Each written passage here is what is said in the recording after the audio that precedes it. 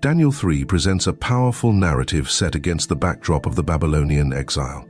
This chapter recounts the famous story of Shadrach, Meshach, and Abednego, who refused to bow down to King Nebuchadnezzar's golden image, facing a fiery furnace as a consequence. Their unwavering faith in God and his miraculous deliverance serve as timeless examples of courage and devotion.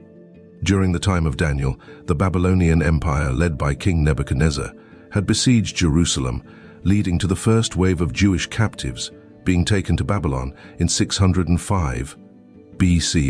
Daniel and his companions were among these captives. Nebuchadnezzar's reign was marked by attempts to consolidate power and assert dominance, as seen in the construction of the golden image in Daniel 3. The chapter reflects the cultural and religious tension between the Babylonian rulers and the Jewish captives, highlighting the challenges faced by those who remained faithful to their God in a foreign land. Verse 1. Nebuchadnezzar the king made an image of gold, whose height was 60 cubits, and its width 6 cubits. He set it up in the plain of Dura, in the province of Babylon. Nebuchadnezzar's construction of a massive golden image reflects his desire to assert his power and demand loyalty from his subjects. The dimensions of the image were imposing, designed to inspire awe and reverence.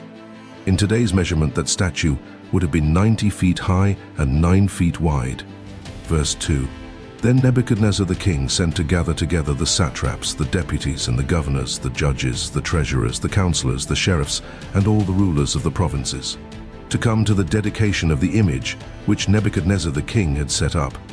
Nebuchadnezzar summoned all the officials and authorities of his kingdom to attend the dedication of the image, emphasizing the importance he placed on this event and his expectation of universal obedience. Verse 3. Then the satraps, the deputies and the governors, the judges, the treasurers, the counselors, the sheriffs, and all the rulers of the provinces were gathered together to the dedication of the image that Nebuchadnezzar the king had set up. And they stood before the image that Nebuchadnezzar had set up. Nebuchadnezzar's authority was widespread. This decree had an impact on the whole kingdom. Verse 4 to 5. Then the herald cried aloud, "To you it is commanded, peoples, nations, and languages, that whenever you hear the sound of the horn, flute, zither, lyre, harp, pipe, and all kinds of music, you fall down and worship the golden image that Nebuchadnezzar the king has set up." The herald's proclamation signifies the universal scope of Nebuchadnezzar's decree, extending to all the peoples under his rule. The command to worship the golden image upon hearing specific musical instruments reflects Nebuchadnezzar's desire for uniformity and obedience among his subjects. Using music as a signal for conformity. Verse 6. Whoever doesn't fall down and worship shall be cast into the middle of a burning fiery furnace in that very hour. The severe punishment for disobeying Nebuchadnezzar's decree shows his absolute power and intolerance for dissent. Verse 7. Therefore at that time, when all the peoples heard the sound of the horn, flute, zither, lyre, harp, pipe, and all kinds of music, all the peoples, the nations, and the languages fell down and worshipped the golden image that Nebuchadnezzar the king had set up. The scene depicts universal compliance with Nebuchadnezzar's decree, highlighting the extent of his authority and the fear of the consequences of disobedience. Verse 8. Therefore at that time certain Chaldeans came near and brought accusation against the Jews. The introduction of the Chaldeans as accusers sets the stage for the confrontation between Nebuchadnezzar and Shadrach, Meshach, and Abednego. Verse 9 to 11. They answered Nebuchadnezzar the king, "O king, live forever. You, O king, have made a decree that every man that shall hear the sound of the horn, flute, zither, lyre, harp, pipe, and all kinds of music, shall fall down and worship the golden image. And whoever doesn't fall down and worship shall be cast into the middle of a burning fiery furnace." The Chaldeans show respect for the king's authority while also affirming Nebuchadnezzar's decree and reminding Nebuchadnezzar of the consequences he himself decreed for disobedience. Verse 12. There are certain Jews whom you have appointed over the affairs of the province of Babylon, Shadrach, Meshach, and Abednego.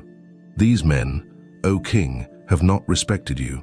They don't serve your gods, nor worship the golden image which you have set up. The Chaldeans specifically target Shadrach, Meshach, and Abednego, accusing them of disobedience and disloyalty to Nebuchadnezzar. Verse 13.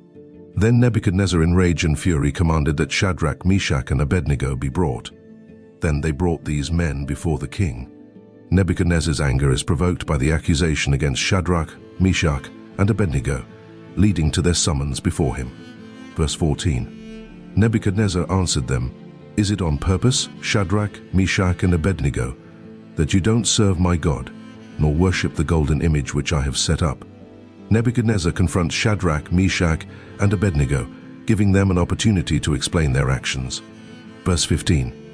Now, if you are ready, whenever you hear the sound of the horn, flute, zither, lyre, harp, pipe, and all kinds of music, to fall down and worship the image which I have made. Well, but if you don't worship, you shall be cast this very hour into the middle of a burning fiery furnace. And who is that God that shall deliver you out of my hands? Nebuchadnezzar gives Shadrach, Meshach, and Abednego one last chance to comply with his decree, threatening them with immediate death in the fiery furnace if they refuse. Verse 16 to 18. Shadrach, Meshach, and Abednego answered the king, "Nebuchadnezzar, we have no need to answer you in this matter. If it happens, our God whom we serve is able to deliver us from the burning fiery furnace, and he will deliver us out of your hand, O king. But if not, let it be known to you, O king, that we will not serve your gods or worship the golden image which you have set up." The three Hebrews demonstrate unwavering resolve in their response to the king. They refuse to defend themselves or justify their actions, placing their trust entirely in God. Despite the imminent threat of death, Shadrach, Meshach, and Abednego express their faith in God's power to deliver them from the fiery furnace and from Nebuchadnezzar's hand. Even in the face of uncertainty and potential death, the three Hebrews remain steadfast in their commitment to worshiping only the one true God, refusing to compromise their faith. Verse 19. Then Nebuchadnezzar was full of fury, and the form of his appearance was changed against Shadrach, Meshach, and Abednego. He spoke and commanded that they should heat the furnace 7 times more than it was usually heated.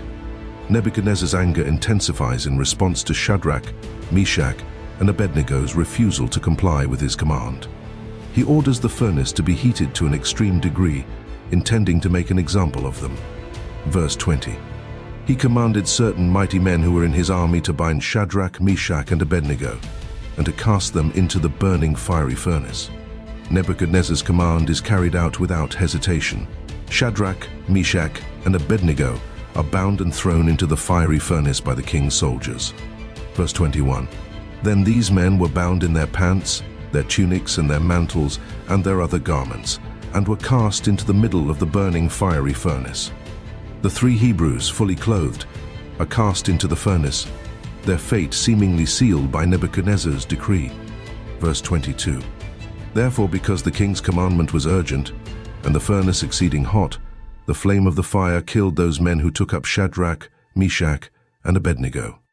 The intensity of the fire is such that even the soldiers who threw Shadrach, Meshach, and Abednego into the furnace are consumed by the flames. Verse 23. These 3 men, Shadrach, Meshach, and Abednego, fell down bound into the middle of the burning fiery furnace. Shadrach, Meshach, and Abednego, still bound, are engulfed by the flames as they fall into the fiery furnace. Verse 24 to 25. Then Nebuchadnezzar the king was astonished, and rose up in haste. He spoke and said to his counselors, "Didn't we cast 3 men bound into the middle of the fire?" They answered the king, "True, O king." He answered, "Look, I see 4 men loose, walking in the middle of the fire, and they are unharmed, and the aspect of the 4th is like a son of the gods." Nebuchadnezzar is astonished by what he sees, as he observes that there are not 3, but 4 men walking around in the fire, unharmed and unbound. Nebuchadnezzar describes what he sees in the furnace, noting the presence of a 4th figure whose appearance is divine. Verse 26. Then Nebuchadnezzar came near to the mouth of the burning fiery furnace. He spoke and said, "Shadrach, Meshach, and Abednego, you servants of the Most High God, come out and come here." Then Shadrach, Meshach, and Abednego came out of the middle of the fire. Nebuchadnezzar calls out to Shadrach, Meshach, and Abednego, addressing them as servants of the Most High God, and commands them to come out of the furnace. Verse 27. The satraps, the deputies, and the governors, and the king's counselors, being gathered together, saw these men, that the fire had no power on their bodies, nor was the hair of their head singed, neither were their pants changed, nor had the smell of fire passed on them. The officials who had gathered witnessed the miraculous deliverance of Shadrach, Meshach, and Abednego from the fiery furnace. They observed that not only were the three Hebrews unharmed by the fire, but their clothing was unaffected as well. Verse 28, Nebuchadnezzar spoke and said, "Blessed be the God of Shadrach, Meshach, and Abednego, who has sent his angel and delivered his servants who trusted in him and have changed the king's word, and have yielded their bodies, that they might not serve nor worship any god, except their own God." Nebuchadnezzar acknowledges the God of Shadrach, Meshach, and Abednego as the one who delivered them from the fiery furnace. He praises God for sending his angel to rescue those who trusted in him and refused to worship any god except their own. This does not mean that Nebuchadnezzar became a follower of Yahweh. Verse 29, Therefore I make a decree that every people, nation, and language which speak anything evil against the God of Shadrach, Meshach, and Abednego shall be cut in pieces, and their houses shall be made a dunghill, because there is no other God who is able to deliver in this way. Nebuchadnezzar issues a decree proclaiming the greatness of the God of Shadrach, Meshach, and Abednego, and threatening severe punishment for anyone who speaks against him. He acknowledges that no other God possesses the power to deliver in such a miraculous manner. Verse 30. Then the king promoted Shadrach, Meshach, and Abednego in the province of Babylon. As a further demonstration of his recognition of the God of Shadrach, Meshach, and Abednego, Nebuchadnezzar promotes them in the province of Babylon, honoring their unwavering faith and devotion. Daniel 3 presents a compelling account of the faithfulness and courage of Shadrach, Meshach, and Abednego in the face of persecution and death. Their refusal to bow down to Nebuchadnezzar's golden image, their steadfast trust in God, and his miraculous deliverance from the fiery furnace serve as timeless examples of faith and obedience. As we conclude this exploration of Daniel 3, we are reminded of the profound faith and courage displayed by Shadrach, Meshach, and Abednego in the face of adversity. Their unwavering commitment to God serves as an inspiration to us all, challenging us to stand firm in our faith, no matter the circumstances. If you found this commentary insightful and meaningful, don't forget to like and share this video with others who might benefit from it. By subscribing to our channel, you'll stay updated with future content and help us reach more of the online community with messages of faith and encouragement. We invite you to join the conversation by leaving a comment below, sharing your thoughts and reflections on this chapter. Your engagement not only enriches our online community, but also contributes to the ongoing dialogue surrounding the timeless truths found in the book of Daniel. Thank you for sharing and being a part of our journey together. God bless.